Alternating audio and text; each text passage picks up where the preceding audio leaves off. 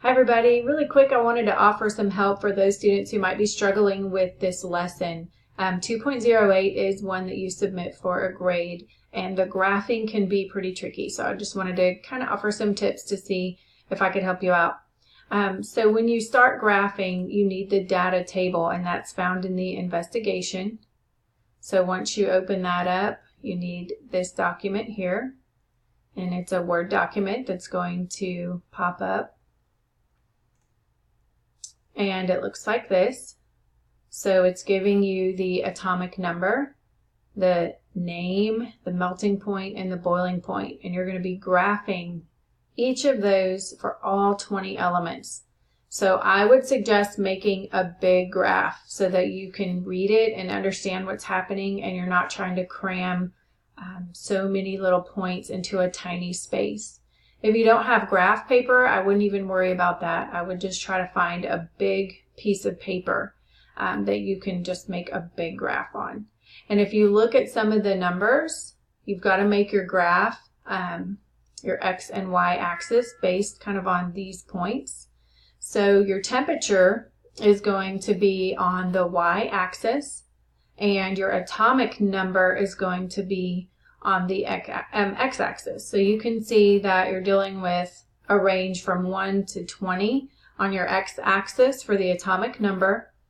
And then your temperature ranges can go all the way up to, I saw some big numbers a while ago. Here's like a 2,500, 3,800.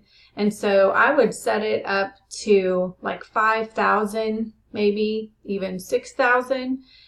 You could do increments of 1,000, 2,000, 3,000, 4,000, and that might be helpful on your y-axis to set it up. Remember those are in Kelvin.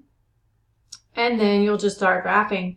So you'll choose element number 1, and remember you're using a different color for your melting point and your boiling point.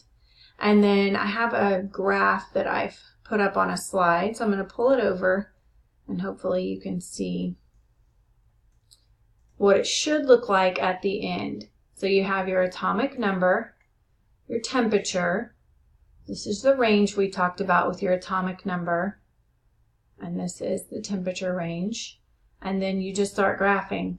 So you should have 20 points plotted at the end, a melting point and a boiling point for each element. And one of the tips that it gave was taking the time as you graph the points, be sure to get the boiling data and the melting data on separate lines.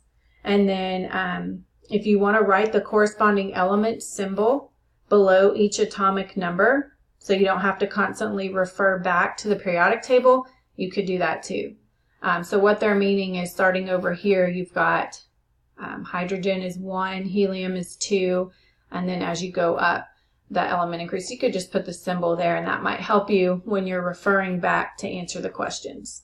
So if you're still struggling with that after you try to graph it, please let me know. I'm happy to walk through this with you. It is a little bit confusing because there's so much to put on the graph and interpret from it. So let me know if you have any more questions.